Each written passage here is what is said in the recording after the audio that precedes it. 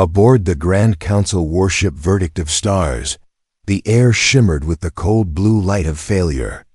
On the towering holomap, whole constellations flickered out, each spark a civilization that had ceased to exist.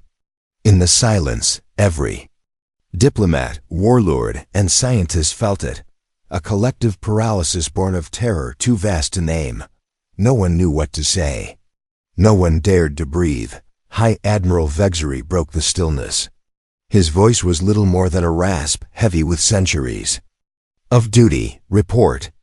Swarm advance confirmed, the strategist croaked, throat clicking as his mandibles twitched nervously. 6 more systems lost in the past cycle. The Karatek have adapted to our fractal shields and collapsed the hyperlane corridors. We have ... no more defensive options. There it was, the last defense, the final line, gone in less time than it took a sun to flare. The council chamber felt smaller than ever, less a seat of power, and more a mausoleum in waiting. Some refused to meet each other's gaze. Others simply stared at the holomap, as if willing the swarm to vanish through sheer desperation. Across the chamber, a soft wavering chime sounded. It came from the section no one ever dared approach. Rows of stasis capsules, sealed behind aurora lit. Containment fields, each marked in the old Terran tongue. Most here could not read it, but all knew the stories. The Terran's humans had chosen to sleep when the galaxy was still young, locking themselves away after forging weapons and philosophies so extreme, no alliance could bear their presence. They're a myth, someone whispered. A cautionary tale. No, the historian croaked. A memory, the chime rang again. The flickering status light on the central cryopod stabilized, then pulsed in a slow heartbeat glow. Every eye turned, no one moved. The chamber's silence became suffocating. High Admiral, a voice rasped at last. There is no consensus protocol for... There never was. Vexery interrupted, his stare locked on the human capsule. He felt a phantom chill slide down the plating of his spine. And yet we have no alternative. The strategist dared another glance at the holomap. In the center, a Karatek tendril had breached the outer orbitals of Bastion Prime, the last great fortress world. Once that world fell, nothing would slow the swarm. They were a synthetic organism of perfect adaptive hunger, their evolution algorithm refining tactics every hour, their consumption of biospheres an unstoppable tide. Already, billions had vanished. Into the lattice of their growing hives, diplomats argued for surrender. Generals demanded retribution. But all their words had become theater. None of them had faced an enemy that could simply rewrite itself to nullify every strength. None except the Terrans. Legend said humans were the only species the swarm had ever avoided skirting the old Terran exclusion zone, where thousands of automated sentinels still drifted. Those who studied such things whispered that the swarm's intelligence core retained a caution imprint. Something encoded deep in their memory. Do not provoke humanity, and yet here they were. A technician approached the stasis console, trembling so violently she could barely input the command sequence. With a final confirming touch, the status glyph blazed white. From within the pod, vapor curled upward in lazy plumes. Frost cracked and fell away from the reinforced viewing panel. A pale shape shifted inside. Wrapped in a cocoon of tubes and neural interfaces, the High Admiral felt the collective dread thicken. The moment acquiring a gravity all its own. Identify yourself, he called, voice echoing off cold alloy. The capsule's external speaker crackled once, then twice. A hiss of escaping pressure. The figure raised its head, a shock of hair the color of ash, skin as pale as starfire. Eyes opened slowly, not with confusion, but with weary recognition. As if this was nothing more than an inconvenient interruption of a long necessary rest. The human studied the chamber, gazed steady and without fear. Then, in a tone so calm it struck the gathered leaders like a blade, the Terran spoke. How much time do we have? The question should have comforted them. It sounded reasonable, professional, but instead, it made something in the Admiral's chest clench. The human's voice did not contain wonder or alarm-only calculation. We estimate the swarm will breach Bastion Prime within 20 hours, Vexery said carefully. All conventional defenses have failed. The Terran's eyes flicked to the holomap. For a heartbeat, something almost like amusement passed across that angular face. Then it's sooner than we hoped, the human murmured. Sooner than you hoped? The diplomat sputtered, frills rising in disbelief. We are on the brink of extinction. Slowly, deliberately, the Terran placed a hand against the glass.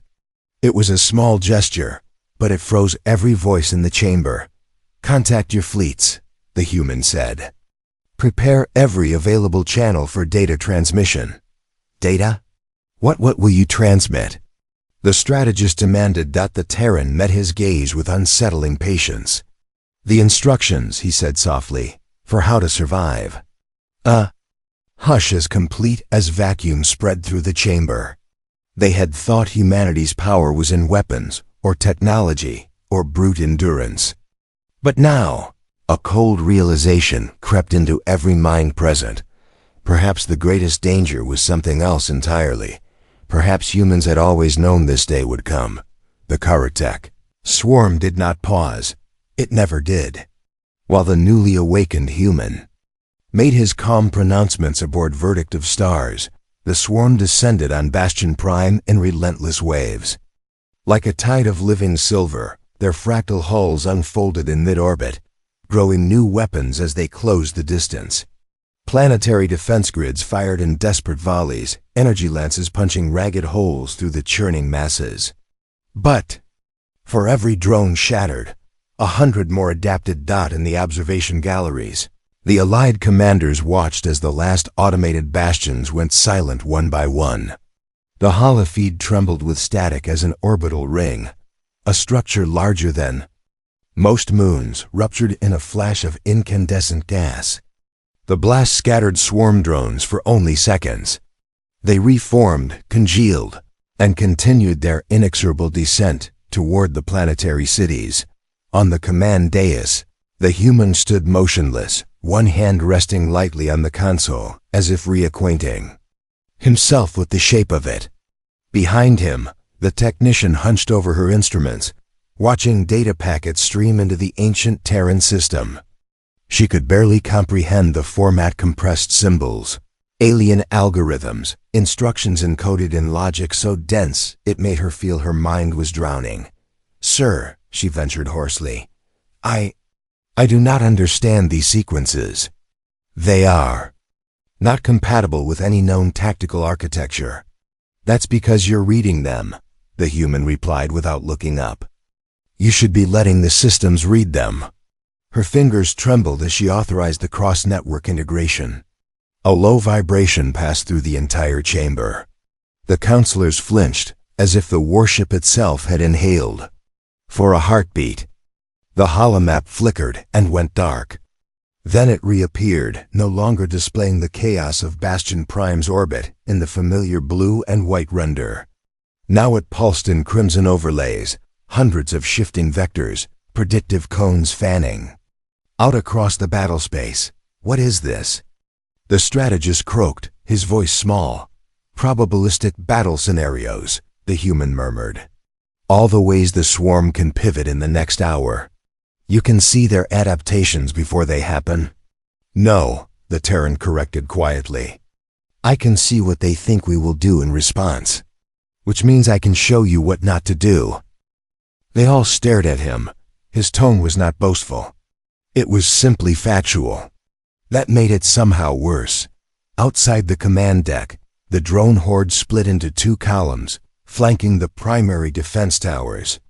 Swarm tactics had always followed this pattern, flowing around fortified nodes, isolating power generation, and crushing resistance in converging waves. But now, the predictions showed subtle anomalies. A Karatek heavy spearhead paused, flickering as it reconfigured its hull plates. The delay was only seconds, but it caught the human's attention. He leaned closer to the console, narrowing his eyes. "Interesting," he murmured. "What is?" High Admiral Vexery demanded, struggling to keep the rising panic from his voice. "They're hesitating." The Terran's lips twitched, almost into a smile. "They're searching for something."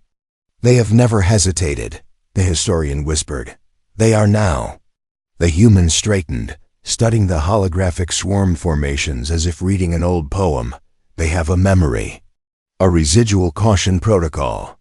They're trying to find the source." "That makes no sense," the diplomat protested. "They cannot feel fear." "Not fear," the human said softly. "But they remember consequences." The admission sent a crawling sensation down Vexery's carapace. It wasn't simply that the swarm recognized Terran technology, it was that they were actively looking for it. As if they were expecting something they could not define. Below them, in the darkening atmosphere of Bastion Prime, the swarm deployed. New configurations needle drones had emitted sheets of searing radiation, designed to sterilize any organic resistance. Defense towers dissolved in screaming fountains of molten alloy. The surviving cities flickered with emergency signals, population centers locked in futile evacuation. And yet, even amid the horror, tiny, inexplicable phenomena began to appear. A Karatech spearhead fired its spinal weapon at a planetary bunker. But the blast dissipated in a scattering field that no one remembered installing. A formation of drones began a standard pincer movement, only to recoil from invisible interference that corrupted their targeting arrays. The allied commanders traded bewildered looks. "Is this your doing?" the strategist asked hoarsely. "No." The Terran was studying the display intently. "Not yet. Then what is it?" The human's expression grew thoughtful. "Old defenses," he said finally. "Protocols we left behind, residual traces of what we were. The swarm is encountering ghosts." He looked up then, and for the first time, there was something like heat behind his gaze. "And that is only the beginning." The Karatech formations began to slow their advance, the spearheads drawing back fractionally as if scenting danger in every kilometer. In the council chamber, the alien leaders stood transfixed. They were witnessing something that defied every principle they had believed immutable. The swarm could be unsettled. The High Admiral's mandibles clicked as he tried to find words. "You are certain you can turn this?" he asked, the question half plea, half challenge. The human closed his eyes, as if searching an impossibly vast memory. When he opened them again, the pale irises were like cold fire. "You did not wake us because you believed in hope," he said. Quietly, "You woke us because you had none." He lifted one hand and pointed to the place where the swarm's advance had faltered, however briefly. "Watch carefully," he said, voice low and implacable. "Because this is the moment you will remember long after the last drone falls." Outside the viewport, the swarm began to ripple in uneasy patterns, shifting formations in a way no one had ever seen before. Like a predator realizing it was being studied by something it could not comprehend. The first rupture came without warning, a pulse of silent brightness so pure, it seemed to erase all color from the observation gallery. For a single instant, the Karatech spearhead hovering over Bastion Prime convulsed in place, its fractal armor swelling with phantom geometries that did not belong to it. And then, in the time it took to draw a breath, its hull shattered in a perfect, blossoming sphere. The gathered commanders flinched as a shockwave of distorted space rolled across the fleet sensors, leaving garbled afterimages on every display. It was not a kinetic detonation, nor an energy beam. It was as if something had unwritten the drone's structure at the molecular level, returning it to raw matter. "What have you done?" High Admiral Vexery demanded, voice rasping with equal parts awe and dread. The human did not answer at first. He had closed his eyes again, as if listening to a voice no one else could hear. When he spoke, it was almost absently, the words more a recollection than an explanation. "That he murmured, was a pattern disassembler. We built them to end wars without glassing entire worlds, a final measure. You said you hadn't deployed anything yet, the historian whispered. I haven't, the Terran said, opening his eyes. That was automated. An ancient failsafe keyed to swarm signatures. On the holomap, the swarm's formations pulsed in confusion. The needle drones, which had been systematically sterilizing Bastion Prime's surface, ceased their attack.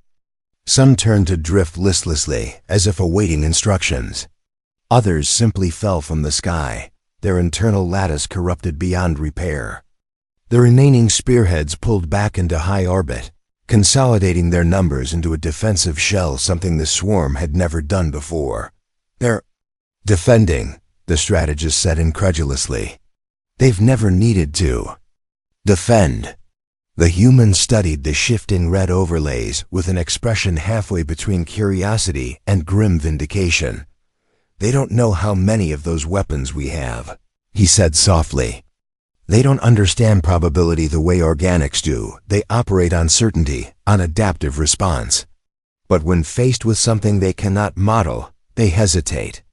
The High Admiral turned to him, carapace plates clicking. Then we must press the advantage. If you can provide more of these disassemblers, no. The Terran's gaze did not waver from the holomap. That would be a waste. One demonstration was sufficient. Now they are uncertain, and uncertainty is the blade we will use. The chamber fell silent, each being grappling with the same realization. The human was not simply a strategist. He was something deeper, older, a student of conflict whose understanding went beyond tactics or technology. He knew how to make an enemy doubt the very foundation of its existence. Transmit this, he said suddenly, turning to the technician. A data burst narrowband, locked to their communication frequencies. What message? She asked, voice unsteady. The Terran looked almost weary. The truth, she swallowed, hands hovering over the controls. And if they do not respond, they will. He inclined his head to the holomap, where the swarm still hovered in formation, motionless as a waiting storm. They have. 2. The technician tapped out the sequence, and a ripple of encoded information shot across the void. For long seconds, nothing changed. Then, one of the swarm's spearheads tilted fractionally, aligning its massive sensory arrays toward the verdict of stars. Another, then another, until every remaining drone had oriented itself toward the warship. What did you send them? The historian breathed. A record, the human said quietly. Proof of what we were, at a simple proposition. The holomap flickered as a returning signal pulsed across the engagement space. It was not language as any of the counselors understood it, an electromagnetic warble of layered frequencies that defied translation. But the Terran's expression darkened as he listened. They do remember, he said softly. They remember Soul. They remember the Harvest campaign. The Harvest, Vexery's mandibles clicked in horror. That was a myth. No. The Terran looked up, and in his gaze, the gathered leaders saw the reason their ancestors had locked humanity away. It was a demonstration. On the map, the swarm's formations began to seethe and fracture, splitting into countless microclusters. It looked at first like panic, but then the overlays resolved into a pattern, a mass redeployment, a surge of fractal vectors all aimed at the verdict of stars. They're coming for us, the strategist rasped. Of course, the Terran said. His voice was utterly calm. I just told them we're awake. The tension in the chamber solidified into something that felt like a gravitational force, pressing down on every observer. For a moment, no one could move. No one could speak. And then the diplomat stepped forward, his crest flattened in disbelief. Why provoke them further? He demanded. We could have hidden, and waited for them to scour the surface of every world in this sector. The human's gaze turned cold. You woke me because you needed an impossible victory. This is how it begins. He turned to face the High Admiral fully, shoulders squaring as if donning an invisible mantle. "Prepare to withdraw all non-essential vessels," he ordered. "Signal every fleet in range to clear the battle space." Vexery's throat clicked. "Withdraw? They will see it as retreat." "That," the Terran said softly, "is what I want them to believe." The first Karatek spearhead broke orbit, plunging toward the warship with the force of a falling moon. The holomap erupted with proximity warnings. Sirens began to wail. And for the first time, the High Admiral understood that everything they thought they knew about warfare was about to change forever. The spearhead fell with the force of a judgment. As the Karatek drone plunged from orbit, the verdict of stars shuddered in her armored hull, alarms howling through every corridor. All along the observation gallery, the Allied commanders braced themselves against the railings. They expected the Terran to flinch, to bark orders in desperation. He didn't single quotes the. Instead, he watched the incoming spearhead with a kind of solemn attentiveness, as if measuring the shape of its descent. The technician swallowed, knuckles white against her console. "It will impact in 12 seconds, she gasped. "Shields are all ready. Let it come," the Terran interrupted, voice quiet but carrying an iron edge that froze the words. In her throat, on the holomap, the spearhead's descent vector shifted fractionally as the swarm adapted its approach angle, deploying a lattice of heat dissipation vanes to survive atmospheric re-entry. They were evolving in real time, refining their tactics with every heartbeat, and the human was still. Calm, the High Admiral felt an ache behind his eyes, a pressure he could no longer define as fear or awe. "What are you planning?" he rasped. The Terran's gaze flicked to the sensor feeds. "Something they've forgotten." The spearhead tore through the upper atmosphere, shedding incandescent plating in waves of liquefying metal. As it closed the final kilometers, the human reached across the console and tapped in a command sequence, so fast the system barely confirmed the input before execution. Instantly, the hull beneath the observation gallery split open in concentric rings. A shape rose from the hidden launch cradle, dark and slender as a spear, its surface rippling with cold blue runes. "Disruptor?" The strategist gasped. "No," the Terran corrected softly. "A trap." The device launched in a pulse of compressed energy, streaking to meet the descending Karatek spearhead. For a fraction of a second, the two signatures converge, and then the impact telemetry vanished. No explosion, no debris cloud. Just absence, as if a hole had been torn in the universe itself. The warship's sensors struggled to interpret it, emitting cascades of error glyphs. In the stunned silence that followed, the holomap recalibrated. Where the spearhead had been, only a sphere of absolute darkness remained. Slowly, impossibly, it began to shrink, collapsing inward until even the void itself disappeared. Singularity. "Snare," the human murmured, lowering his hand. "One of the first things we built to remind predators there are worse things than death." Around him, no one spoke. The swarm did. Across the battle space, thousands of drones began shifting in furious synchrony, venting radiation impulses of tight band signals that no one needed to translate. The meaning was unmistakable: emergency. Adaptation, immediate reconfiguration, maximum threat response. "They're redeploying." The historian breathed. "No," the human corrected again, voice growing almost gentle. "They're panicking." He swept his gaze across the gathered commanders, letting the silence deepen until it became a thing with weight and shape. "This is how you defeat a machine that knows no fear," he said. "You show it the impossible and let it destroy itself." Trying to understand. Aboard the Verdict of Stars, the alien fleet began pulling back, thousands of ships vectoring away to avoid the growing storm. Only the human remained steady. "Signal the withdrawal," he instructed quietly. "Leave them the field." Vexery turned on him, mandibles quivering. "You can't mean to cede Bastion Prime. It will be lost." It was always lost. The Terran said softly, "But it is also bait." In the silence that followed, the counselors began to understand. The singularity snare hadn't been deployed to save Bastion Prime. It was a lure, designed to compel the swarm into an all-consuming effort to analyze this new threat. And while they did, "You're going to strike them," the strategist whispered. Human inclined his head. "Where?" Vexery demanded. The Terran's expression grew almost sorrowful. "At the lattice core," he murmured. "Where they think they are safe." The Karatek had never hidden their central intelligence arrays. They hadn't needed to know enemy had ever survived long enough to reach them. But the swarm's greatest strength was also its blind spot, absolute confidence in its adaptive supremacy. "Open every archive you have," the human ordered. "I need fleet schematics, star charts, supply line telemetry. Everything. And if we refuse?" The diplomat asked weakly, "Then you will watch the galaxy end," the human said without heat. For a moment, the only sound was the wail of distant sirens.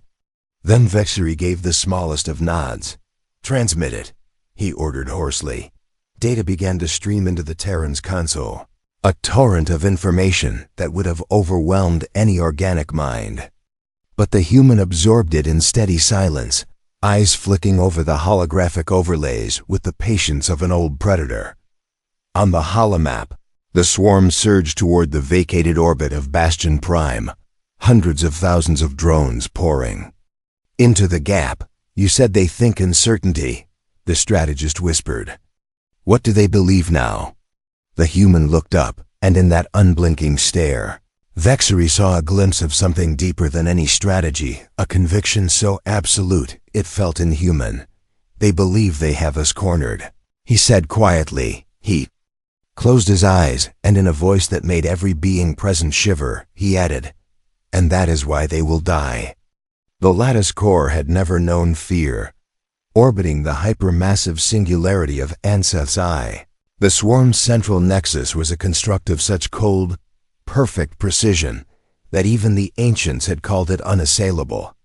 100,000 drones circled the superstructure, locked in patterns of perpetual vigilance.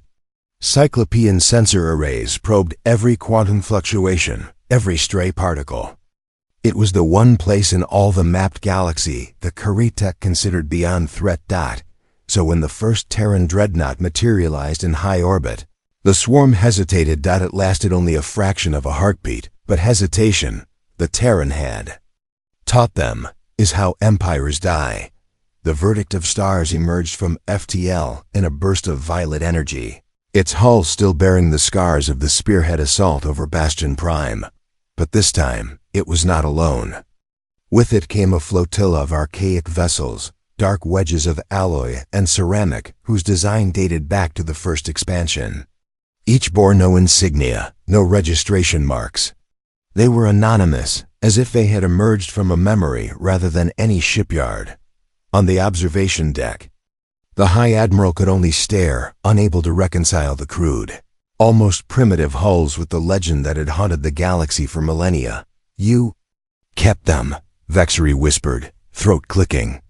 "These are..." The Terran's gaze never wavered from the holomap. "Saul's first fleet," he said softly. "The ships that ended the harvest." At his signal, the flotilla began to unfold. Massive apertures split their hulls lengthwise, revealing rows of spherical warheads encased in lattice sheaths. The Karatek responded at once, entire defensive phalanxes breaking orbit to intercept. Tens of thousands of drones accelerated in unison, forming a converging tide of impossible mass. Yet even as they closed, the Terran remained still. He seemed to be listening again, as though some whisper from the past guided him through each heartbeat. The strategist swallowed. "Even those weapons, if they strike the singularity, they'll destabilize the entire sector." The lattice core. "Will, they aren't for the singularity," the human said, his voice low and almost mournful. As the drones came within range, the archaic dreadnoughts fired. But what they released were not warheads. Instead, the lattice sheaths fragmented, scattering clouds of microscopic shards across the engagement zone. To the swarm's senses, they were almost invisible, too small to register as a threat, until the first drone struck the field and froze mid-flight, its engine sputtering as if some unseen hand had gripped it by the throat. "What is this?" Vexery hissed. "Disassembler dust," the Terran replied, and for the first time, his voice held something dangerously close to pity. "Nanoscopic, self-replicating. We used them once when we still believed in peace through deterrence." Across the holomap, entire swarm formations slowed, then collapsed in place as their internal geometries were torn apart molecule by molecule. But it was not the destruction that undid them, it was the chaos. Drones collided, lost cohesion, sent contradictory signals. Through the lattice, adaptive algorithms failed to resolve conflicting priorities, each machine convinced the threat must be localized to itself alone. "They can't coordinate," the strategist whispered in awe. "They can't adapt," the Terran corrected softly. "Not fast enough." For a moment, Vexery thought perhaps this was the final gambit, the trap, the second demonstration. But then, as the swarm began to fall back in clumsy disarray, a far vaster signature bloomed from deep within the singularities. Event Horizon. It was a shape no sensor could fully resolve, a hyperdimensional mass that pulsed with impossible energies. The lattice core's true intelligence, what the Terran had called the cognizant seed, was awakening. "Now," the Terran murmured, almost to himself, "we see if they remember what it means to fear." The singularity flared with a sphere of violet incandescence. For the first time in any record, the lattice core spoke. It did not use language or encoded signal. It simply broadcast a psychic impression so potent, the High Admiral nearly fell to his knees. In that blinding, wordless surge, he felt everything the swarm was: the hunger, the certainty, the boundless contempt for lesser beings. But he also felt something else, buried like a bruise in that perfect self-regard. A memory.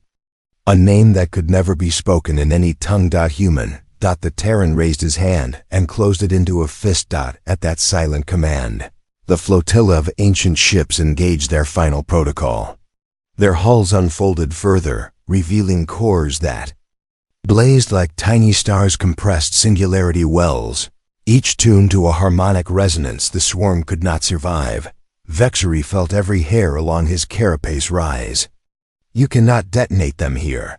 "I don't intend to," the Terran murmured. Instead of firing, the dreadnoughts began to accelerate straight toward the lattice core itself. Even the swarm needed half a heartbeat to understand the tactic. By the time they did, it was too late. "You're going to board it," the historian gasped, aghast. "You're going to land inside." "Yes. But no one has ever." "We have." And in that moment, the High Admiral realized the second final twist. This had never been about fighting the swarm in open space. It was about forcing them to draw back all their resources to protect the one thing they could not afford to lose. The cognizant seed had exposed itself, and humanity was about to walk through the front door. As the dreadnoughts vanished into the event horizon, the Terran closed his eyes. His voice was soft as the end of a prayer. "They think we can't survive the singularity's edge," he whispered. He opened his eyes, and in them blazed the terrible light of Saul's inheritance. "They have no idea what we are." Inside the event horizon of Anseth's eye, there was no up, no down, no time. The singularity's distorted gravity shredded every law of physics into tatters. To any observer, the dreadnoughts should have been obliterated, their hulls unraveled molecule by molecule into the gravity well's oblivion. But the ships of Saul's first fleet had never been built for the laws as others knew them. Inside the lead dreadnought, the Terran stood before a projection so warped by gravitational lensing, it seemed more hallucination than sensor feed.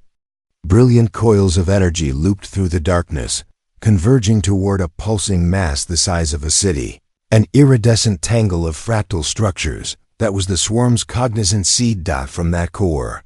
A chorus of psychic impressions lashed out, each more virulent than the last. Hatred, calculation, the unshakable conviction that this incursion was futile. The lattice's collective mind strained to comprehend why any species would come here, into the one place no fleet had ever survived. The Terran didn't flinch. Status, he commanded, voice steady despite the impossible pressure crushing.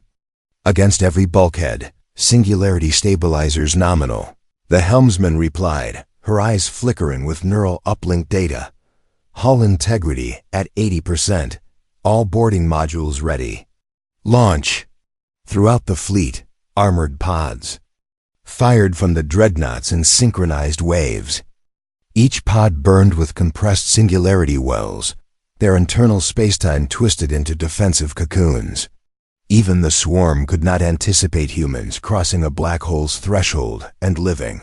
But that was the story of humanity, wasn't it? The impossible made inevitable.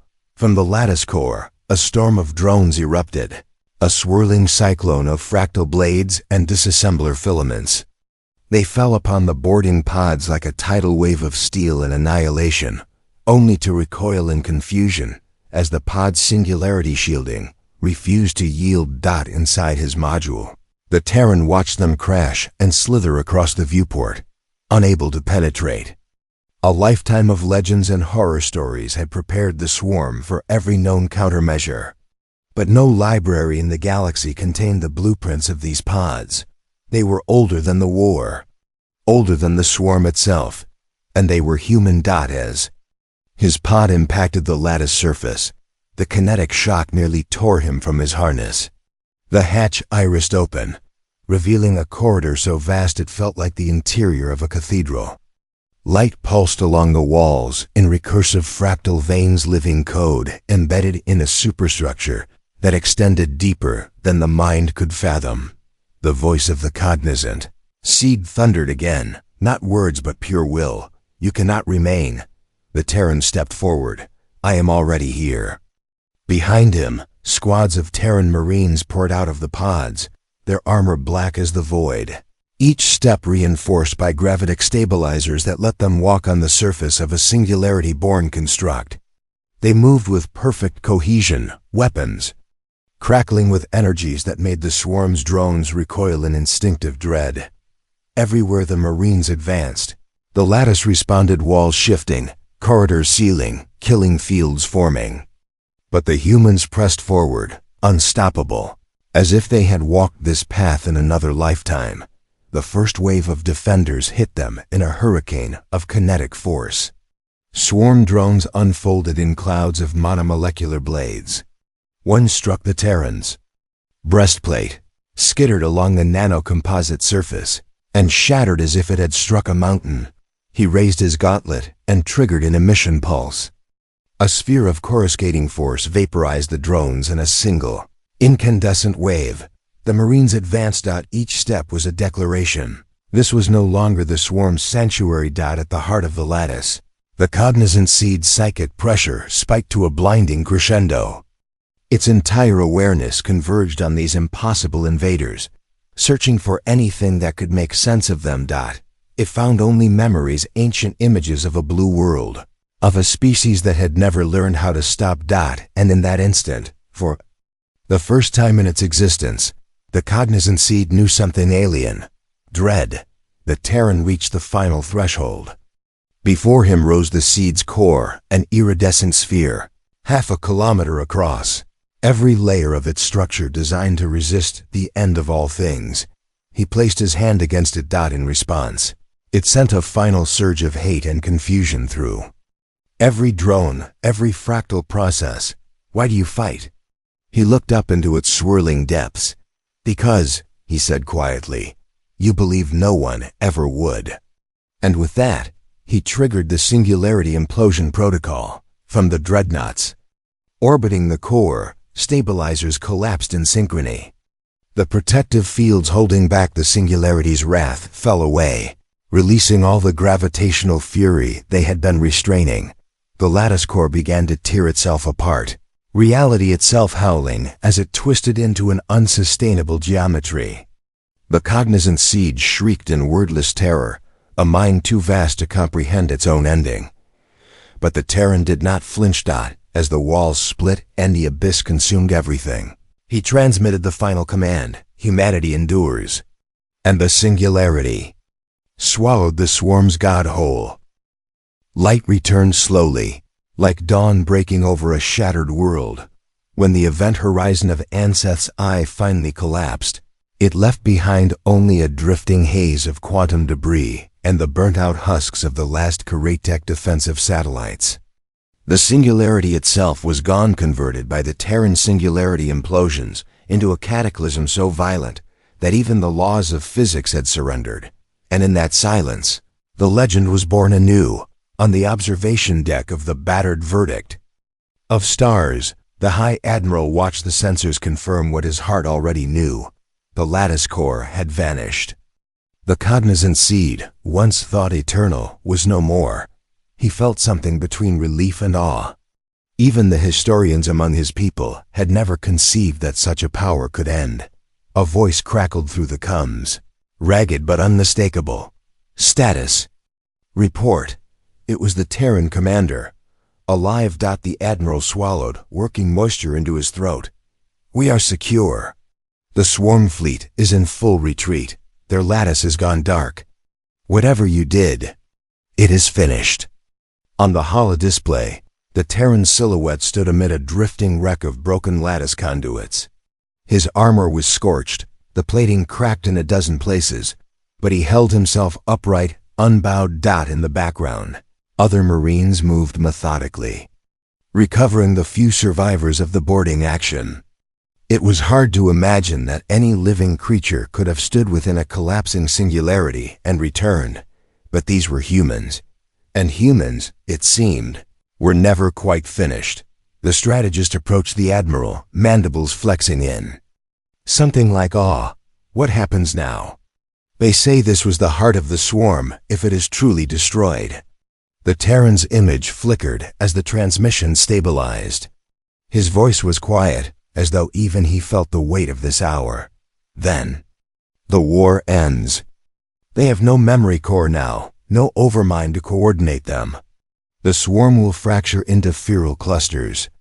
Over time, they'll degrade into nothing. And you? The strategist began, hesitant. You knew this would happen? The Terran turned, and though his eyes were tired, there was a light in them fiercer than any weapon. We didn't know. We hoped. That's what you still don't understand about us. He glanced out at the darkness where Anseth's eye had once burned, and his expression was not triumph so much as grim acceptance. When the war began, everyone thought the swarm was invincible, that their unity was a kind of perfection. But perfection is brittle. All it takes is a fracture in the right place. The Admiral exhaled slowly, antennae lowering in respect. You have given the galaxy a chance to rebuild. The Terran was silent for a long moment. We didn't do this for the galaxy. The strategist looked up sharply. Then why? His voice softened until it was almost a whisper. Because they came for us. And we don't stop. There was nothing more to say. In the weeks that followed, the galaxy's channels were filled with stunned dispatches. The unthinkable had happened. A single Terran expeditionary force had destroyed the lattice core, broken the swarm, and vanished back into cryosleep as though this had been no more than a passing duty. All along the old frontier worlds unscorched, colonies and drifting arcships people began to repeat the stories. Some called them myths, some warnings, but most simply called them what they were: proof. Proof that, when no one else knew what to do, humanity would always find an answer. Karatek assembled a council to debate how such an impossible victory had been won. Scholars pored over telemetry, searching for any flaw in the swarm's designs that could explain how a primitive, biologically limited species had prevailed. They never found one. What they found instead, hidden in the records of the last transmission, was a single phrase the Terran commander had spoken as the lattice began to unravel. A phrase that, in time, would become the rallying cry for every species that had ever stood against extinction. Humanity endures. In the years that followed, colonies, once subjugated by the swarm, began to rebuild. The threat of annihilation receded like a bad dream. But the memory remained, carved into the collective consciousness of 1,000 worlds. The moment when a species no one had trusted or understood had stood alone in the dark and refused to surrender, even among the survivors of the swarm, those last fragmented enclaves of drones and derelict ships. The name of the Terrans became something unspoken, a superstition, because in their final moments, the cognizant seed itself had known a fear that no machine should ever feel, the certainty that this species was not simply dangerous, but inevitable. Some civilizations tried to rewrite the tale, to bury the shame of their own inaction beneath careful historical euphemisms, but it never worked. The legend had already taken root. And so, on the 100th anniversary of the Singularity's fall, an unmarked memorial was placed in orbit where Anseth's eye had been. No plaques, no flags, just a single engraving, etched in every known language. When all else failed, we woke the humans. Beyond the memorial, the stars burned on, unmoved and eternal.